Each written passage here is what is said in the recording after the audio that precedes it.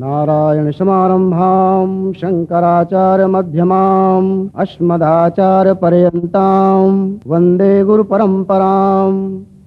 श्रीमत्परमहंसपरिव्राजकाचार्यवर्याः पदवाक्यप्रमाणपारावारपारिणाः यमनियमासनप्राणायामप्रत्याहार धारणाध्यानसमाध्यष्टाङ्गयोगानुष्ठाननिष्ठाः तपश्चर्याचरणचक्रवर्तिनः अनादिगुरुपरम्परा प्राप्त वैदिकधर्मप्रचारणपरायणाः सकलदर्शनसमन्वितवेदवेदान्तसिद्धान्तप्रतिपादिकाचार्याः निगमागमसारहृदयाः सर्वतन्त्रस्वतन्त्राः वर्णाश्रमसदाचारशिक्षकाः विश्वकल्याणमानसाः अखण्डभूमण्डलाचार्याः अनन्तश्रीविभूषित जगद्गुरु श्रीमदाद्यशङ्कराचार्य भगवत्पादस्थापितमर्यादा पोषणपरायणाः परापरविद्याविद्योदितान्तःकरणाः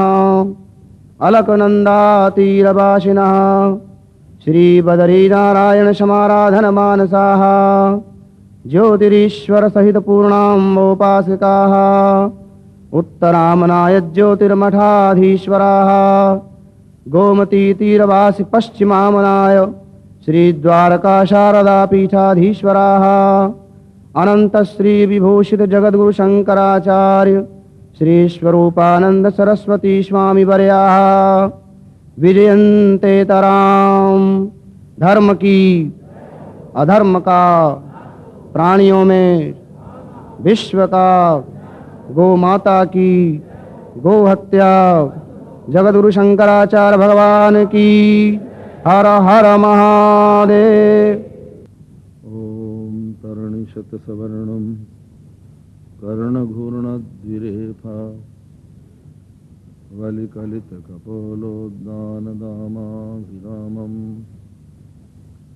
गिरिशगिरिसुताभ्यां लालितं नित्यमङ्के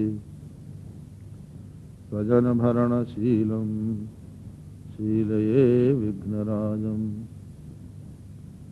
तारानायक शेखराय जगदाधाराय धाराधरत् छायाधारक कंधराय गिरिजा संगैक शृंगारिणे नद्या शेखरिणे दृशा तिलकिने नारायणे नास्त्रिणे नागै कंकणिने नगेन गृहिणे नाथाय सेयन्नति मानापनोदन विनोदन ते गिरीशे भासेव संकुचितयो रुचितं तदिन्दोः भेत्वं भवानि शुचितं दुरितं भवानि नम्री भवानि घनमङ्घ्रि सरोजयोस्ते तद्दिव्यमव्यं धाम सारस्वतमुपास्महे यत्प्रसादात् प्रलीयन्ते मोहान्धतमसच्छटाः। श्रीराम जय राम जय जय राम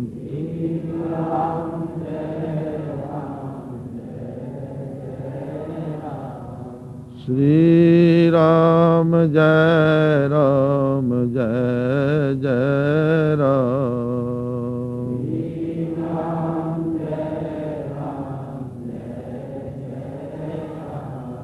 श्री राम जय राम जय जय राम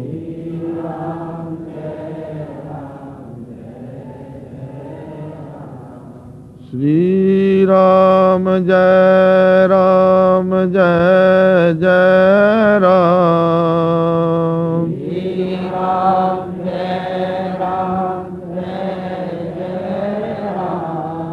श्री राम जय राम जय जय राम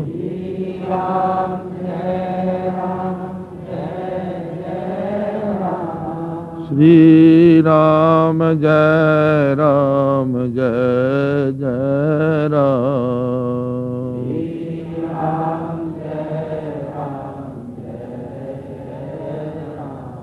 श्री राम जय राम जय जय राम।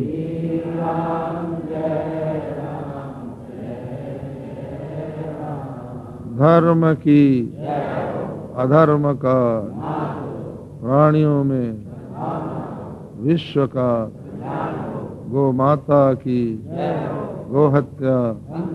हर हर महादेव।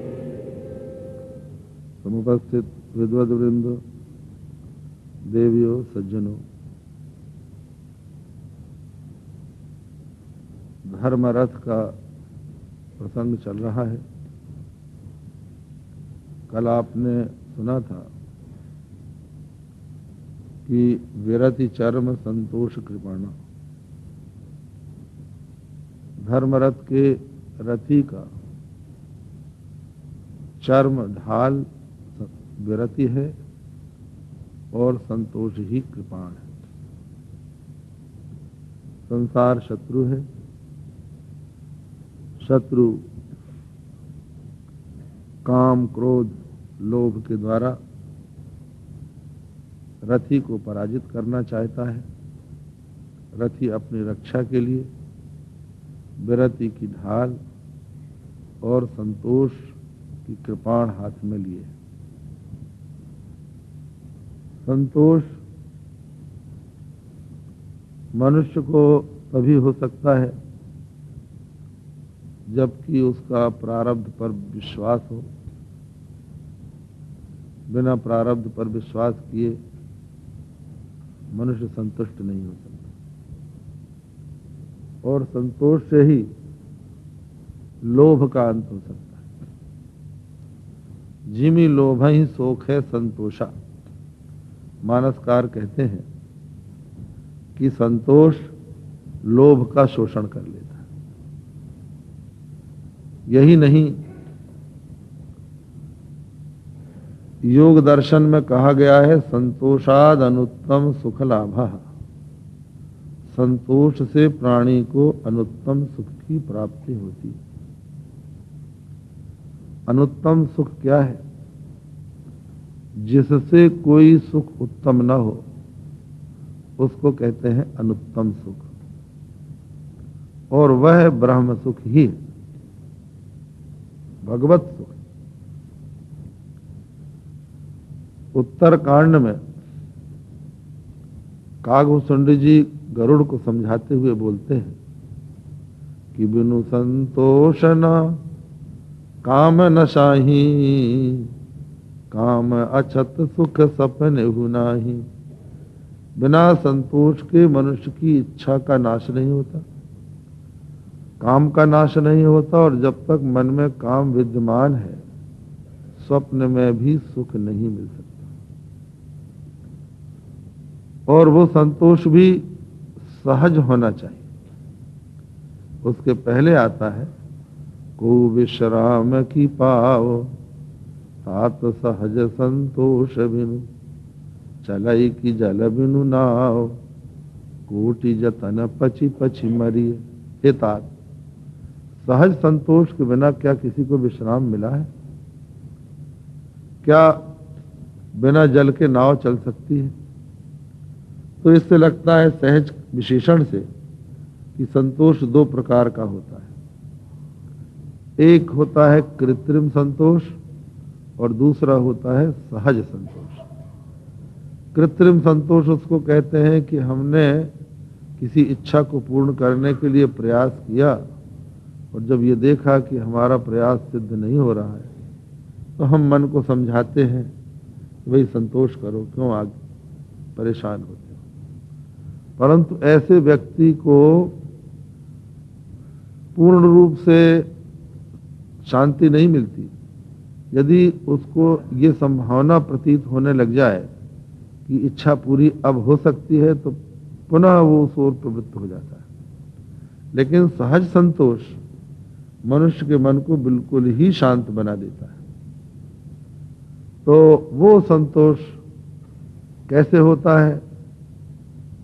तो बोले कि जब तक मनुष्य को परमेश्वर की उपलब्धि न हो जाए, परमेश्वर का ध्यान परमेश्वर के स्वरूप का साक्षात्कार से उत्पन्न होने वाले दिव्य सुख की अनुभूति न हो जाए तब तक सहज संतोष नहीं। सामान्य संतोष से उस अनुभूति की ओर बढ़ता है और उसके बाद सहज संतोष हो जाता है तो प्राणी को विश्राम मिलता है। तो ये ढाल, ये कृपाण। कल एक प्रश्न आया था कि प्रारब्ध कैसे बनता है और कैसे उसका क्षय होता है, पुरुषार्थ का कौन सा स्थान है। तो इस संबंध में आपको पहले सीधा सा गुर बतला देते हैं जिससे कि आपकी समझ में आ जाए। हमारे शास्त्रों ने 4 पुरुषार्थ बतलाए हैं, अर्थ, धर्म, काम, मोक्ष। इन चारों में 2 प्रारब्ध के अधीन है और 2 पुरुषार्थ के अधीन है। इस तरह से दोनों का विभाजन कर लेना चाहिए। अर्थ और काम ये प्रारब्ध के अधीन है और धर्म और मोक्ष ये पुरुषार्थ के अधीन है। धर्म प्रारब्ध से नहीं मिलता, धर्म के लिए पुरुषार्थ करना पड़ेगा। मोक्ष भी प्रारब्ध से नहीं होगा, उसके लिए भी आपको पुरुषार्थ करना पड़ेगा। परंतु अर्थ और काम यदि आपके प्रारब्ध में नहीं है तो आप लाख प्रयत्न कर लें, आपको नहीं मिल सकते, क्योंकि वहां पर प्रारब्ध आपके मार्ग में बाधा डाल देगा। और यदि प्रारब्ध में है तो कोई लाख बाधा डाले, जो वस्तु उसको मिलने वाली है वो मिलकर ही रहती। हमने बतलाया था कि जैसे गौ हजारों बछड़ों के बीच में अपने बछड़े को पहचान कर दूध पिलाती है, उसी प्रकार प्राणी को उसका प्रारब्ध पहचान कर उसके अपना फल, सुख या दुख चाहे कहीं भी हो, उसको प्रदान करता है। इतना प्रबल प्रारब्ध होता है। मनुष्य की वैसी ही बुद्धि उस समय हो जाती है और वैसे ही वो कर बैठता है। हमने किसी महात्मा से ही सुना था कि एक बार यमराज भगवान का दर्शन करने के लिए बैकुंठपुरी गए तो वहां पर एक साधारण चिड़िया बैठी थी दरवाजे पर। उसकी ओर यमराज ने घूर कर देखा तो वो चिड़िया डर गई। उसने सोचा कि यमराज की नजर पड़ गई, लगता है कि हम मारे जाएंगे। तो उसने गरुड़ से कहा कि आज हमको यमराज देखकर गया है, शायद हम मारे जाएं, इसलिए हमारी रक्षा का कोई प्रबंध करो। गरुड़ ने कहा हम तुमको ऐसे स्थान पर छिपा देते हैं कि यमराज को पता ही नहीं लगेगा। गरुड़ ने उस चिड़िया को पीठ में बैठाला और पीठ में बैठालकर सुमेरु पर्वत की एक बहुत गहन गुफा में ले जाकर उसको छिपा दिया। अब दूसरे दिन फिर यमराज आए तो उन्होंने फिर उस चिड़िया के बैठने के स्थान को देखा। गरुड़ ने पूछा क्या देख रहे हैं? कहा देख रहा था कि वो चिड़िया कहाँ है। उन्होंने कहा कि अब तो आपको उसका पता ही नहीं चलेगा, आप क्यों देख रहे थे उसकी ओर? तो यमराज ने यह बतलाया कि उसकी मृत्यु सुमेरु पर्वत की एक कंदरा में होने वाली थी, तो मैं ये देख रहा था कि ये यहां बैठी है, इसकी मृत्यु कैसे होगी। तो गरुड़ ने कहा अरे हम तो उसको वहीं पहुंचाए। तो कहा हमारा काम आपने सरल कर दिया। ये है प्रारब्ध। तुलसी जस भवितव्यता तैसे ही मिले सहाय, आप न आवे ताई पर ताई तहां ले जाए। जैसी भवितव्यता होती, भवितव्यता माने प्रारब्ध जैसा होता है वैसे ही सहाय हो जाती है और मनुष्य वहीं पहुंच जाता है। ये प्रारब्ध की प्रबलता है जिसको धन मिलना है, मिट्टी उठाता है सोना हो जाता है। हमने सुना है गांव में लोग खलिहान में अनाज रखते हैं और फिर उसको उड़ाते हैं। तो कोई प्रारब्ध वाले ऐसे होते हैं कि उनके सामने भूसा निकलता ही नहीं है, अनाज ही अनाज निकलता है। तो खेत में काम करने वाले कहते हैं बाबू आप चले जाइए, पशुओं के लिए भी हमको चाहिए चारा, आप तो अनाज ही अनाज गिरा रहे हैं। ये हो जाता है। तो जिस व्यक्ति के प्रारब्ध में धन है, भोग है, उसको मिलते हैं, जिसके नहीं है उसको नहीं मिलते, जितना है उतना मिलता है। इसलिए प्रारब्ध पर विश्वास करें। और दूसरी बात यह है कि अगर दुख आ जाता है तो भी न घबराए। संसार में सुख ही नहीं आता, बराबर सुखी सुख किसी को नहीं मिलता, दुख भी मिलता है, तो भी घबराने की आवश्यकता नहीं है, उसके लिए अधिक विलाप करने की आवश्यकता नहीं है। प्रारब्ध के अनुसार आया है, भोग से ही उसका क्षय होगा। प्रारब्धस्य तु भोगा देव क्षय, प्रारब्ध का क्षय भोग से ही होता है। एक कथा और सुनी थी हमने, समर्थ रामदास के दर्शन के लिए शिवाजी गए। उस समय उनको ज्वर आया हुआ था और वो ज्वर से कांप रहे। तो उन्होंने शिवाजी का जब नाम सुना कि वो मिलने के लिए आए हैं और कुछ आवश्यक परामर्श उनको करना है, तो उन्होंने लीला की, अपने योग बल से अपना जो ज्वर था वो कंबल को दे दिया। तो उनके स्थान पर कंबल कांपने लगा और उन्होंने बैठकर शिवाजी से खूब बात की। शिवाजी ने कंबल की ओर देखा, पूछा महाराज ये कंबल कैसे हिल रहा है? बोले मुझे तुम्हारे आने के पहले ज्वर आ गया था, तो तुमसे बात करने के लिए थोड़ी देर के लिए ज्वर हमने इसको दे रखा है। तो शिवाजी ने पूछा कि जब आप में इतनी शक्ति है कि आप अपने ज्वर को कंबल में पहुंचा सकते हैं, तो आप उसको हटा ही क्यों नहीं देते, उसको रखे क्यों है? तो उस पर उन्होंने कहा कि भाई प्रारब्ध का तो भोग से ही क्षय होगा। इस ज्वर को जो आया है इसको भोग कर ही समाप्त करना पड़ेगा। हम यदि इसको नहीं भोगेंगे तो ये बना रहेगा और कभी न कभी हमको इसका सामना करना ही पड़ेगा। इसलिए जो दुख आ गया उसका स्वागत करना चाहिए और भोग कर उसको समाप्त कर देना चाहिए। अब प्रारब्ध कैसे बनता है इसको यूं समझ लीजिए आप कि जैसे घर में आपके अनाज रखा है,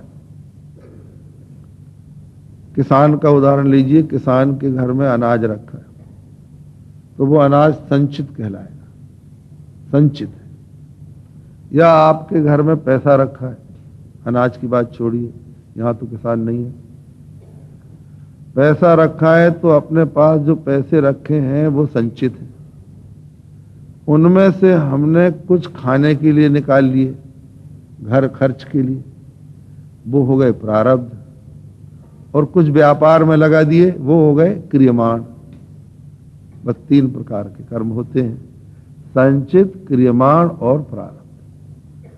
तो होता क्या है कि जब प्राणी के मरने का समय आता है तो उसके अनंत जन्मों के संचित कर्म उस समय उपस्थित होते हैं और सभी कर्म चाहते हैं कि हमको फल देने का अवसर दिया जाए।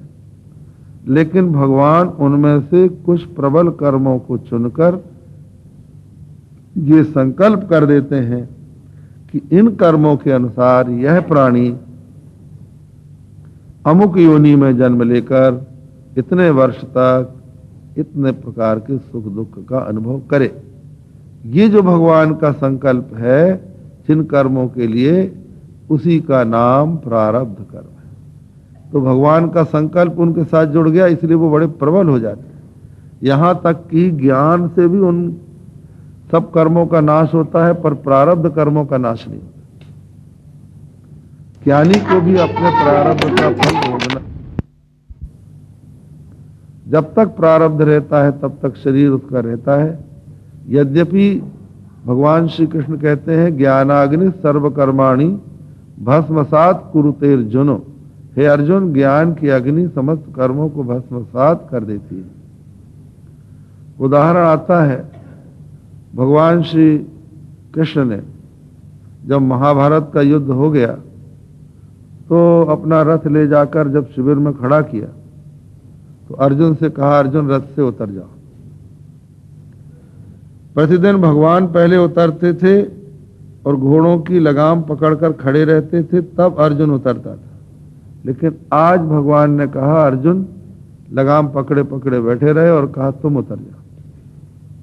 अर्जुन उतर तो गया, लेकिन मन में शंका हुई कि आज भगवान पहले क्यों नहीं उतरे, मुझे पहले क्यों उतारा।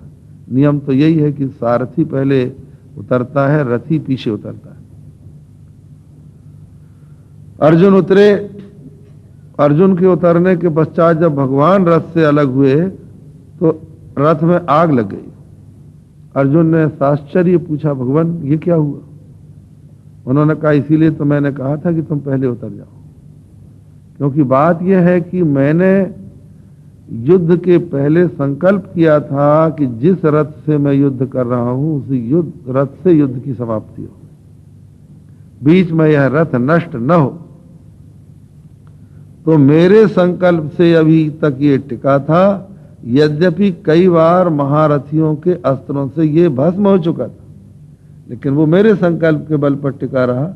अब वो संकल्प पूर्ण हो गया, इसलिए वो भस्म हुआ ही, रथ अब भस्म हो रहा है। इसी प्रकार ज्ञान की अग्नि से यद्यपि समस्त कर्म भस्म हो जाते हैं, लेकिन भगवान का संकल्प होने के कारण प्रारब्ध उस समय भी शरीर को टिकाए रखता है। तो ये प्रारब्ध के बनने का हेतु है, बनता हमारे ही कर्मों से है। लेकिन जब वो फलोन्मुख हो जाता है तो इतना प्रबल होता है कि सामान्य कर्म उस प्रारब्ध को नहीं बदल पाते। उस प्रारब्ध को बदलने की शक्ति अगर किसी में है तो भगवान शंकर में। भावी मेट सकें त्रिपुरारी।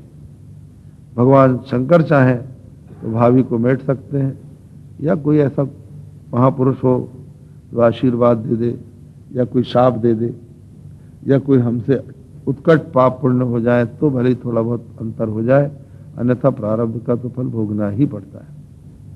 तो इस प्रारब्ध को समझकर जो कुछ मिला है उसी में अपने मन का विनोद कर लेना चाहिए।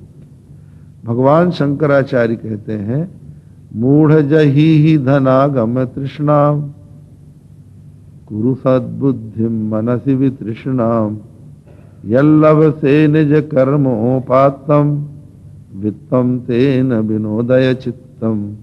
हे मूढ़, धनागम की तृष्णा को छोड़ और मन में वितृष्णा रूपी सद्बुद्धि बना। तेरे कर्म के अनुसार जो कुछ तुझको मिल गया है धन, उसी से अपने मन को संतुष्ट कर ले। ये संतोष कृपाणा। विरति चारम संतोष कृपाणा। अब चूंकि हमें पूरा करना है कल तक, इसलिए हम जल्दी जल्दी कर रहे हैं। संतोष की कृपाण से शत्रु पर प्रहार किया जा सकता है और वो प्रहार बड़ा सक्षम होता है। यदि मन में संतोष है तो सारी दिशाएं सुखमय। सदा संतुष्ट मनसः सर्वा सुखमया दिशा। जो मनुष्य संतुष्ट मन वाला है उसके लिए सभी दिशाएं सुखमय हैं। शर्करा कंटकादिभ्यो यथोपानत पद शिवम। जैसे किसी के पैर में यदि जूते हैं तो शर्करा और कंटक उसके लिए है ही नहीं। वही कथा है, अकबर एक बार शिकार खेलने के लिए गया, पैर में कांटे गड़ गए, बड़ा दुख हुआ। कहने लगा, बीरबल हमारे राज्य में जितने कांटे हैं सबको नष्ट कर दो। बीरबल ने सोचा कि ये तो काम हो ही नहीं सकता कि कांटे सब राज्य के नष्ट कर दिए जाएं। उन्होंने कहा ठीक है, हम प्रयत्न करेंगे। 1 महीने का समय दिया। एक महीने में बीरबल ने एक अच्छा जूता बना के तैयार किया और उनको पहना दिया। कहा देख लीजिए अब आपके राज में कांटा रह ही नहीं गया, सब खत्म हो गए। तो बस ये बात, अपना मन यदि संतुष्ट हो जाए तो कहीं किसी प्रकार का दुख नहीं है, और संतुष्ट नहीं है मन तो समझ लीजिए सभी जगह दुख ही दुख। इसलिए संतोष की कृपाण से संसार रूपी शत्रु पर प्रहार करना चाहिए। दान पर सुबुद्धि शक्ति प्रचंडा, वर विज्ञान कठिन को दंडा। दान पर फरसा दान, और बुद्धि शक्ति प्रचंडा, और बुद्धि प्रचंड शक्ति है। तो दान परशु है, कुल्हाड़ा है। ये संसार वृक्ष है, और आप जानते हैं वृक्ष कटता है कुल्हाड़ा से, कुठार से वृक्ष काटा जाता है।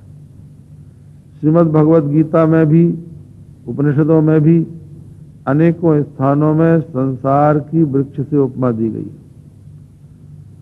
उपनिषद में आता है ऊर्ध्वमूल मवाक् शाखा एषु स्वत्थ सनातना। इसका मूल ऊपर है, नीचे शाखाएं हैं, ये सनातन अश्वत्थ है। और श्रीमद् भगवद गीता में पाठांतर के साथ ऊर्ध्वमूल मधत शाखम अश्वत्थम प्राहुरव्ययम इस रूप में कहा गया। और श्रीमद् भागवत में भी इसको वृक्ष बताया है। एकायनौसौ द्विफल त्रिमूला चतुरस पंचविध षडात्मा सप्तत्वगष्ट विटपो नवाक्षो दशच्छदी द्विखगो ह्यादि वृक्ष। ये संसार एक अनादि वृक्ष है जिसका अयन उत्पत्ति स्थान एक है, जिसके दो फल हैं, सुख और दुख, 3 जड़ें हैं, सत्व रज तम, 4 रस हैं, अर्थ धर्म काम मोक्ष, और 5 प्रकार हैं, 5 शब्द स्पर्श रूप रसगंध, षडात्मा, 6 इसके स्कंध हैं, अर्थात जायते अस्ति वर्धते विपरिणमते अपक्षीयते। ये 6 विकार, जन्म लेना, अस्तित्व में आना, बढ़ना, विपरिणाम को प्राप्त होना, अपक्षय होना, और अंत में विनष्ट होना। ये षडात्मा। शरीर की 7 धातु, 7 इसकी छाल है, और भूमि रापो नलो वायु खम मनो बुद्धि रेवचा अहंकार तीयम में भिन्ना प्रकृति अष्टधा। भूमि, आप, अनल, वायु, आकाश, मन, बुद्धि, अहंकार, ये 8 प्रकार की प्रकृति ही इसकी 8 शाखाएं हैं। नवाक्षः, शरीर के 9 दरवाजे, इसके 9 कोटर हैं, और दशच्छदी, और 10 इसके पत्र हैं। प्राण अपान समान व्यान उदान, 5 प्राण और 5 उपप्राण, नाग कूर्म कृकल देवदत्त धनंजय, ये 10 पत्ते हैं। और द्विखगः, 2 पक्षी हैं, एक जीव और एक ईश्वर। ऐसा ही अनादि वृक्ष है। इस प्रकार संसार की वृक्ष के रूप में जगह जगह उपमा दी गई, लेकिन इस वृक्ष को फलने फूलने देने के लिए इसका वर्णन नहीं किया गया। गीता में भगवान ने इसका बड़े विस्तार से वर्णन किया और कहा कि ये संसार वृक्ष को काटना है।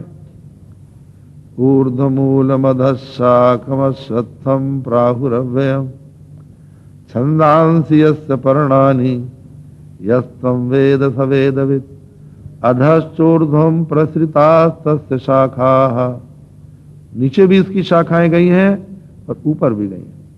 गुण प्रवृद्धा, सत्वरजतम, तीनों गुणों से बढ़ी हुई हैं। और विषय प्रवाला, शब्द स्पर्श रूप रसगंध इसकी कोपलें हैं।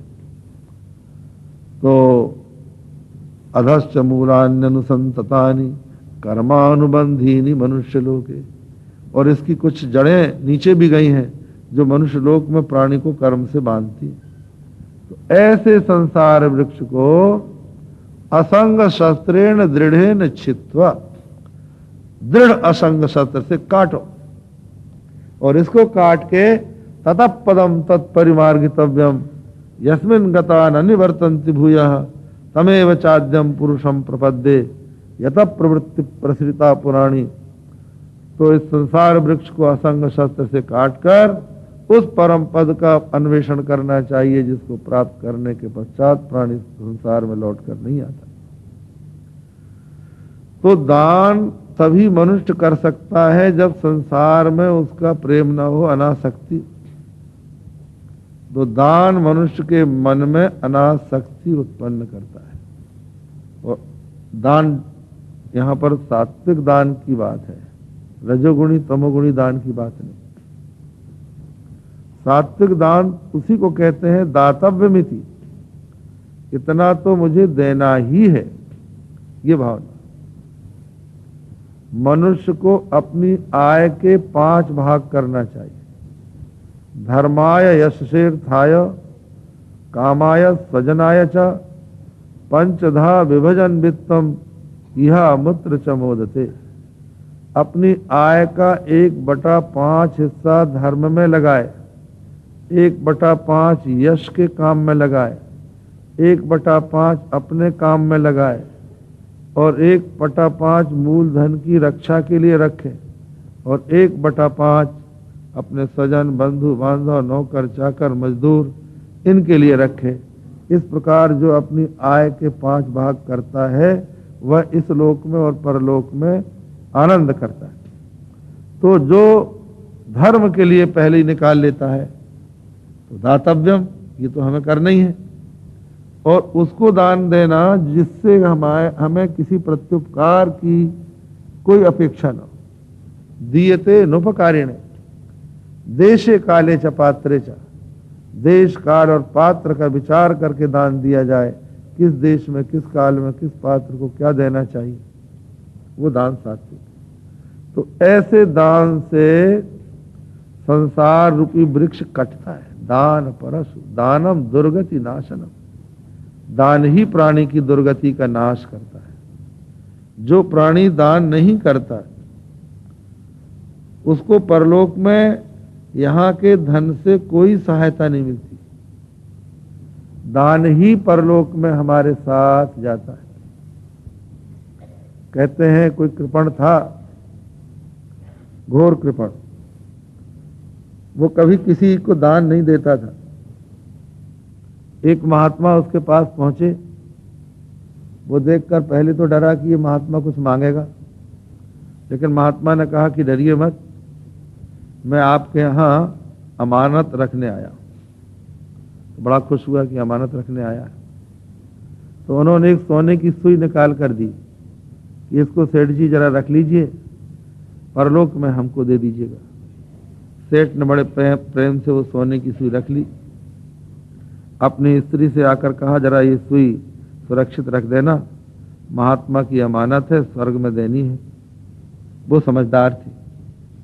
उसने पूछा कि पतिदेव आपने अमानत रख तो ली, लेकिन ये विचार नहीं किया कि आप इसको ले कैसे जाएंगे।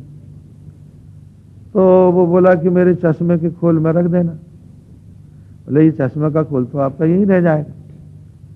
तो कहने लगा तो मेरे किसी कपड़े में लगा देना। बोले कपड़े भी आपके उतर जाएंगे। का बाल में खोस देना, का बाल भी आपके मुड़ जाएंगे। हाड़ जरे जैसी लाकड़ी, केस जरे जैसो घास, कंचन काया जरी गई तेरे कोई ना आए पास। आप क्या सोच रहे हैं कि ये सुई आप ले जा सकेंगे परलोक? तो उसके मन में विचार आया कि जब मैं सुई नहीं ले जा सकता तो इतनी बड़ी संपत्ति कैसे ले जा सकता। दौड़ा महात्मा के चरण में गिरा, कहने लगा महाराज आपने तो मेरे नेत्र खोल दिए, मुझे आप ये उपाय बताइए कि मैं ये धन संपत्ति कैसे साथ ले जाऊं। तो उन्होंने कहा कि ये इस तरह से नहीं जाएगी, ये तब जाएगी जब सत्पात्र में इसका दान कर दो, ये तुम्हारे साथ जाएगी, ये परलोक में तुमको मिलेगी। जो तुम यहां पर जोड़ कर रखे हो, चाहे घर में रखो चाहे बैंक में रखो, ये तुम्हारे साथ जाने वाली नहीं। तो मनुष्य जब दान करता है तो उसकी दुर्गति जो परलोक में होने वाली है, यहां तो हमने सारा इंतजाम कर लिया। विचार की बात है कि मनुष्य जब अपने घर से निकलता है, कहीं यात्रा के लिए जाता है, गंगा सागर ही आप जाएं यहाँ से तो साथ में कुछ बांध कर ले जाते हैं। किसी स्थान में दर्शन करने के लिए जाएं या वैसे भी जाएं तो कुछ पास में पैसे रख लेते हैं। घर के लोग अगर प्यार करते हो तो कुछ रख देते हैं खाने पीने को। तो जहाँ से हम लौट कर आ सकते हैं, तार चिट्ठी दे सकते हैं, टेलीफोन कर सकते हैं, वहाँ के लिए तो हम प्रबंध करते हैं। लेकिन जहाँ से न तार दिया जा सकता, न चिट्ठी दी जा सकती, न टेलीफोन किया जा सकता, वहाँ के लिए कोई प्रबंध नहीं। वहाँ के बारे में हम सोचते ही नहीं। और ये निश्चित है कि एक बार इस लोक से हमें जाना है। तो जो व्यक्ति परलोक की बात सोचता है वो अवश्य दान करता है। तो दान दुर्गति का विनाश करता है। एक और कृपण की कथा आपको सुनाते हैं। बहुत ही कृपण था, उसने जीवन में कभी दान नहीं किया। जब वो वृद्ध हो गया, मरने के दिन आए, तो उसकी स्त्री और बेटे ने कहा कि पिताजी, पति देव कुछ हाथ से दे जाओ। उसने कहा हम देंगे, आप लोगों को तकलीफ हो जाएगी, हम नहीं दे सकते। कहा गौदान तो कर दो बैतरणी पार करने के लिए। बोले हम गौदान भी नहीं करेंगे। तो उन लोगों ने सोचा कुछ तो इससे करा ही देना चाहिए। तो सोने की गऊ बनाई और उसको मिट्टी से ढक दिया और उससे कहा कि आप मिट्टी की गऊ दान कर दीजिए। उसने कहा हाँ मिट्टी की तो कर देंगे, कोई बात नहीं। अब मिट्टी की गऊ उससे दान करा दी।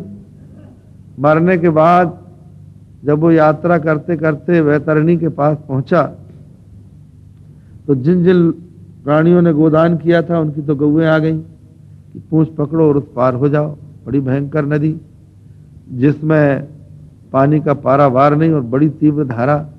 यमदूत कहने लगे कि चलो इसमें अब कूदो और हम तुम्हारे पीठ पर चढ़ के आगे बढ़ेंगे। अब वो घबराया तो उसकी वो जो मिट्टी वाली गऊ थी वो आई, तो उसने उसी की पूंछ पकड़ी। उसके भीतर तो सोना था इसलिए वो सरकी चली, लेकिन जब पानी के भीतर पहुंची और उसकी मिट्टी धुली तो सोना दिखलाई पड़ने लगा। तो वहां उसको अफसोस हुआ कि हाय हमारे घर वालों ने बड़ा धोखा दिया, हमसे सोना दान करा दिया। ये अपना दुख नहीं देखा उसने, ये देखा कि मुझसे सोना क्यों दिला दिया उन्होंने। वहां भी उसके मन में पश्चाताप हुआ। तो ये कृपणता दूर करके दान करना, ये संसार वृक्ष को काटने का कुठार है। और भगवान श्री राघवेंद्र तो दान के लिए परम वीर है। भगवान राम के जीवन के संबंध में आता है, उनके पास जब कोई मांगने के लिए जाता था, कोई याचक जाता था धन लेने, तो वो कहते थे आपदामेकमागारम किन्नु वांछसि रे धनम इत्युक्त्वा निज सर्वस्वम अर्थिने संप्रयच्छति। जब कोई धन मांगता था भगवान श्री राम से तो वो कहते थे आपत्ति का एकमात्र घर धन क्यों मांग रहा है? धन में तो आपत्ति ही आपत्ति है। अर्थानाम अर्जने क्लेशः तथैव परिपालने नाशे दुखम व्यये दुखम धिक्तान क्लेशकारिणः। अर्थ के अर्जन में दुख, उसकी रक्षा में दुख, नाश होने पर दुख, खर्च होने पर दुख, दुख ही दुख तो है। राजा से डर, राजतः चोरतः सर्पात् स्वजनात् पशु पक्षितः अर्थिभ्य कालतः सस्मात् नित्यम प्राणार्थवद भयम। राजा से डर, चोर से डर और अपने स्वजनों से डर कि कहीं बटा न ले, पशुओं से डर, पक्षियों से डर, मांगने वालों से डर, काल से डर, यहाँ तक कि अपने से भी डर। और कहा तो यहाँ तक है कि पुत्रादपि धन भाजाम भीति, अपने बेटे से भी धन वालों को डर रहता कि कहीं यही न छीन के ताली हमको बाहर कर दे। ये हालत। तो भगवान कहते थे कि इस आपत्ति के घर धन की याचना मुझसे क्यों कर रहे हो? लेकिन आज के लोग भी जितने धनी लोग होते हैं उनके यहाँ कोई मांगने जाए तो पहले तो वो भाषण ही देते हैं, अच्छी तरह सुनाते हैं उसको। एक बार हम लोगों के यहीं की घटना है, गंगा घाट में यज्ञ हो रहा था, तो ये बैठे हैं लोग, चंडी शास्त्री किसी सेठ को बुला लाए तो वो आए तो उन्होंने देखा कि ये यज्ञ हो रहा है, इसमें ये लोग कुछ हमसे कहेंगे कि दो।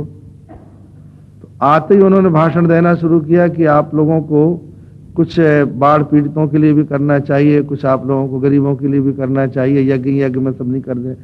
वो इन्हीं लोगों को उपदेश दे के चला गया, अपने पास एक पाई नहीं। तो ऐसे भी लोग हैं जो कि दान से बचने के लिए दूसरों को उपदेश देते हैं कि हमको ना खर्च करना पड़े, परंतु भगवान इसके लिए उपदेश नहीं देते थे, समझाते थे और उसको स्वयं भी कार्य रूप में परिणत करते थे। प्रश्न ये आता है कि जब धन आपत्ति का आगार है तो भगवान आप क्यों रखे हुए हैं? जब वो आपत्ति का घर है तो आपके लिए भी आपत्ति का घर है, तो आप कम से कम उसका तो त्याग कीजिए।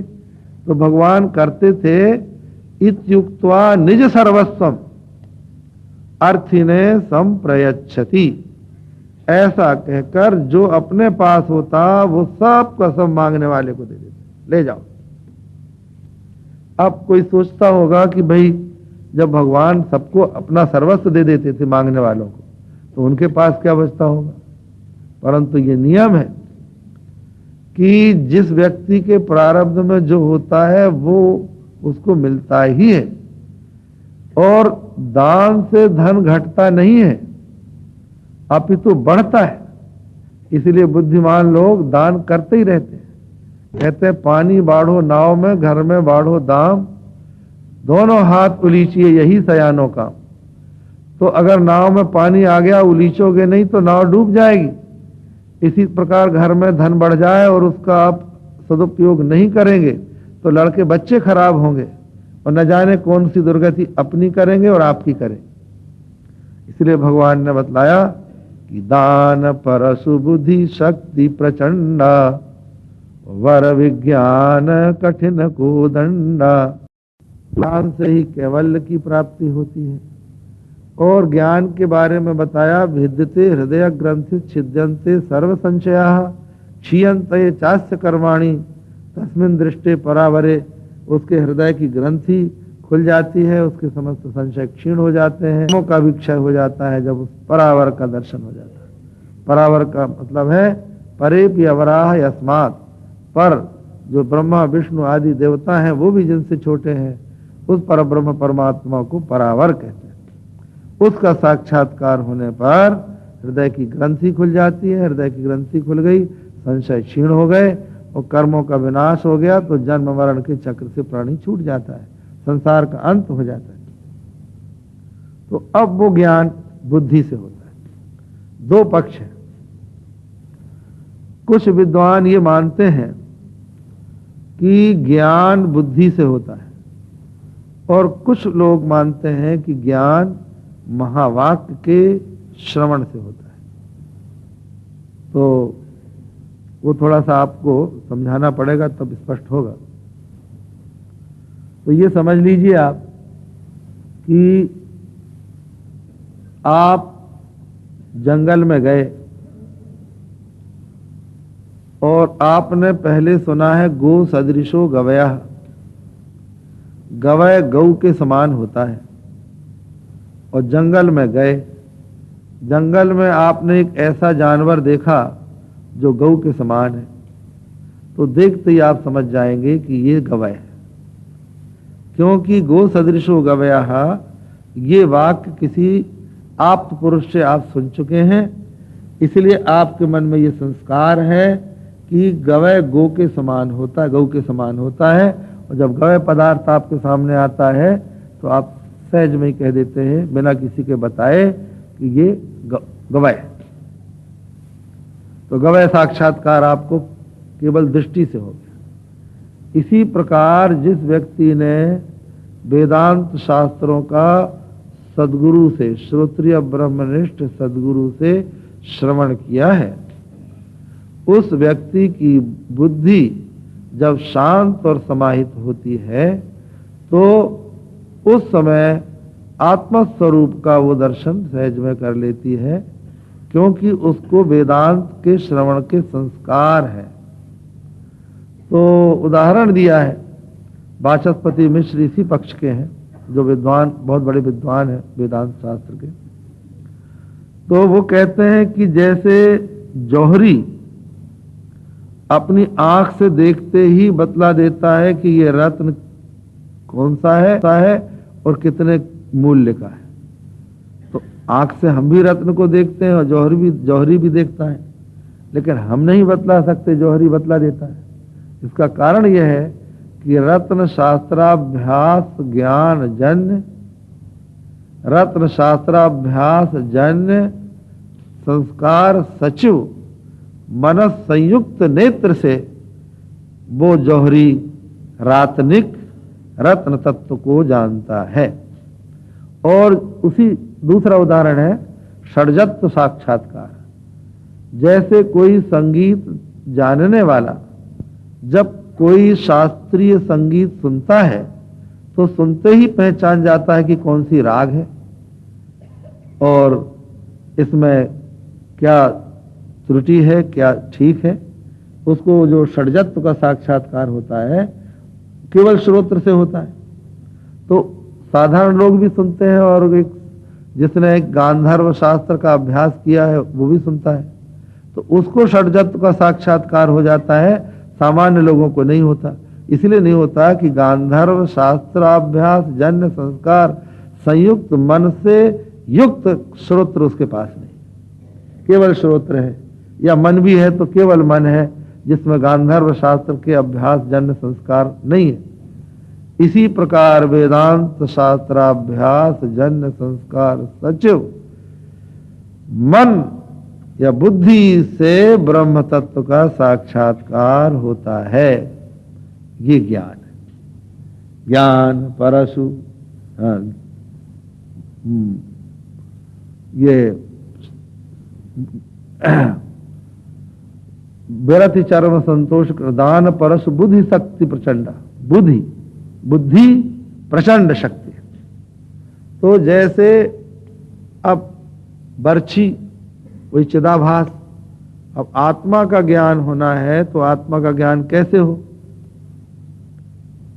आत्मा यदि कोई जड़ वस्तु हो तब तो उसका ज्ञान अंतःकरण से हो सकता है, अंतःकरण उसका आवरण दूर कर देगा, चिदाभास प्रकाश कर देगा।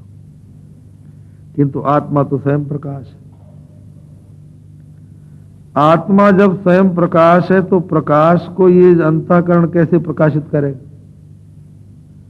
तो ये बतलाया गया है कि ब्रह्मण्य ज्ञान नाशाय वृत्ति व्याप्तिरपेक्षिता फल व्याप्यत्वमेवास्य शास्त्र कृद्भिर निवारितम।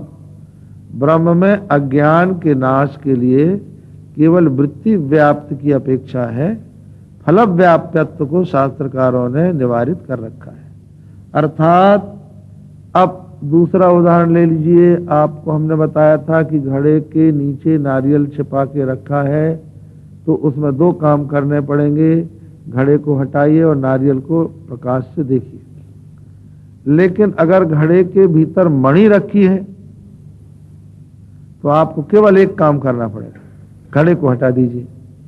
मणि में कोई लाइट ले जाकर देखने की आवश्यकता नहीं है क्योंकि वो स्वयं प्रकाश है। इसी प्रकार ब्रह्म में केवल आवरण है, वो तो स्वयं प्रकाश स्वरूप है, इसलिए आवरण का भंग करने के लिए वृत्ति की आवश्यकता है। तो ये बुद्धि जो है वो वृत्ति बनकर हमारे आवरण को नष्ट कर देती है। आवरण भी दो प्रकार का होता है। अज्ञान से आवरण होता है, आवरण के दो रूप होते हैं।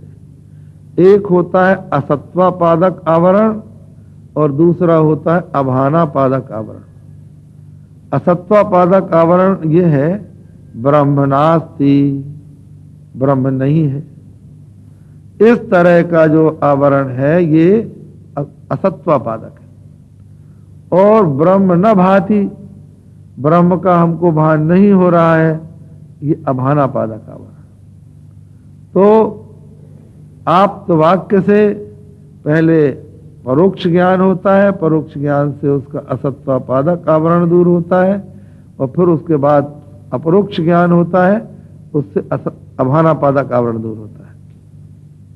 तो उदाहरण दिया जाता है कि 10 मनुष्य चले जा रहे थे यात्रा में। रास्ते में एक नदी पड़ी, उन्होंने नदी को पार किया। जब नदी पार कर ली तो किसी ने कहा जरा गिन के देख लो हम लोग 10 हैं कि नहीं, हम में से कोई रह तो नहीं गया। तो एक ने गिनना प्रारंभ किया, 1 2 3 4 5 6 7 8 9, 9 ही मिले। कहने भाई 10वां कहाँ गया? तो दूसरे ने गिना, उसको भी 9, तीसरे ने गिना, उसने भी 9 गिने। अब वो लोग रोने लगे, हाय हमारा 10वां खो गया, 10वां कहाँ गया। मन में विलाप और चिंता कर ही रहे थे कि इतने में एक महात्मा आए। महात्मा ने पूछा भाई क्यों रो रहे हो? तो बोले महाराज हमारा 10वां खो गया, लगता है नदी में बह गया। महात्मा बोले 10वां अस्ति, 10वां है? प्रसन्न हो गए। महाराज है? कहा तो बड़ी प्रसन्नता की बात है, लेकिन महाराज दिखाई नहीं पड़ रहा है,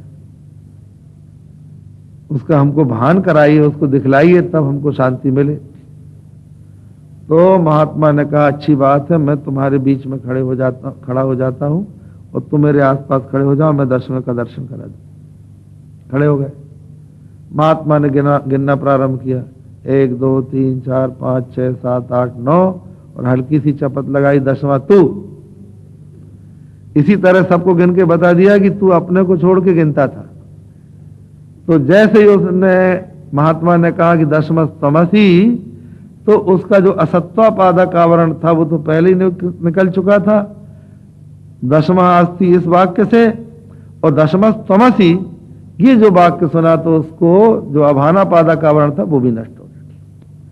तो असत्वापादक आवरण को दूर करने वाला परोक्ष ज्ञान बुद्धि और अभानापादक आवरण को नष्ट करने वाला ब्रह्म साक्षात्कार विज्ञान। तो दान पर सुबुद्धि शक्ति प्रचंडा वर विज्ञान कठिन को दंडा। बुद्धि प्रचंड शक्ति है और श्रेष्ठ विज्ञान कठिन कोदंड माने धनुष है। तो अब समय हो गया, विषय का यहीं पर विराम करते हैं, आगे की बात आप लोग कर सुनेंगे। श्री राम जय राम जय जय राम। श्री राम जय राम जय जय राम। श्री राम जय राम जय जय राम। श्री राम जय राम जय जय राम। गोविंद जय जय गोपाल जय जय। गोविंद जय जय गोपाल जय जय। राधा रमण हरि गोविंद जय जय। राधा रमण हरि गोविंद जय जय। गोविंद जय जय गोपाल जय जय। गोविंद जय जय गोपाल जय जय। राधा रमण हरि गोविंद जय जय।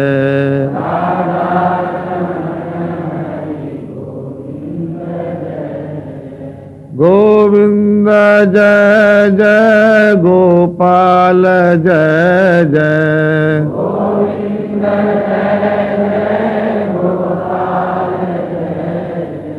गोविंद जय जय गोपाल जय जय। गोविंद जय जय गोपाल जय जय। राधा रमण हरि गोविंद जय जय। राधा रमण हरि गोविंद जय जय। गोविंद जय जय गोपाल जय जय। गोविंद जय जय गोपाल जय जय। राधा रमण हरि गोविंद जय जय। राधा रमण हरि गोविंद धर्म की अधर्म का प्राणियों में विश्व का गौ माता की गौ हत्या। हर हर महादेव। परम पूज्य स्वामी जी महाराज की अमृतवाणी ऐसी है कि हम सुनते ही रहें, सुनते ही रहें। 3 दिन हो, चाहे 7 दिन हो, चाहे 17 दिन हो, हम सुनते ही रहें। अनेक लोगों के सुझाव से ऐसा हम निवेदन कर सके श्रद्धेय स्वामी जी महाराज को, ये कार्यक्रम आज समाप्त न होकर 3 दिन कम से कम और बढ़ा दिए जाएं। तो आपने समझ ही लिया, महाराज जी ने बड़ी कृपा कर और स्वीकृति प्रदान की। आज इसका समापन नहीं है। सोमवार, मंगलवार, बुधवार को होकर के बुधवार को इस कार्यक्रम का समापन है। सोमवार, बुधवार 21 तारीख को 3 दिन और बढ़ा दिए। हम महाराज जी के बहुत बहुत अनुग्रहीत। नारायण समारंभां शंकराचार्य मध्यमां अस्मदाचार्य पर्यन्तां वंदे गुरु परंपरां। श्रीमत्परमहंस परिव्राजकाचार्य वर्याः पदवाक्य प्रमाण पारावार पारिणाः यम नियमासन प्राणायाम प्रत्याहार धारणाध्यान समाधिष्टांग योगानुष्ठान निष्ठाः तपश्चर्या चरण चक्रवर्तिनः अनादि गुरु परंपरा प्राप्त वैदिक धर्म प्रचारण परायणाः सकल दर्शन समन्वित वेद वेदांत सिद्धांत प्रतिपादकाचार्याः निगमागम सार हृदयाः सर्वतंत्र स्वतंत्राः वर्णाश्रम सदाचार शिक्षकाः विश्व कल्याण मानसाः अखंड भूमंडलाचार्याः अनंत श्री विभूषित जगद्गुरु श्रीमदाद्य शंकराचार्य भगवद पाद स्थापित मर्यादा पोषण परायणाः परापर विद्या विद्योदितान्तःकरणाः अलकनन्दातीरवासिनः श्री बदरी नारायण समाराधन मानसाः ज्योतिरीश्वर सहित पूर्णाम्बोपासकाः उत्तरामनाय ज्योतिर्मठाधीश्वराः गोमती तीरवासी पश्चिमामनाय श्री द्वारका शारदा पीठाधीश्वराः अनंत श्री विभूषित जगद्गुरु शंकराचार्य श्री स्वरूपानंद सरस्वती स्वामी वर्याः विजयन्ते तराम। धर्म की अधर्म का प्राणियों में विश्व का गौ माता की गौ हत्या। जगद्गुरु शंकराचार्य भगवान की हर हर महादेव।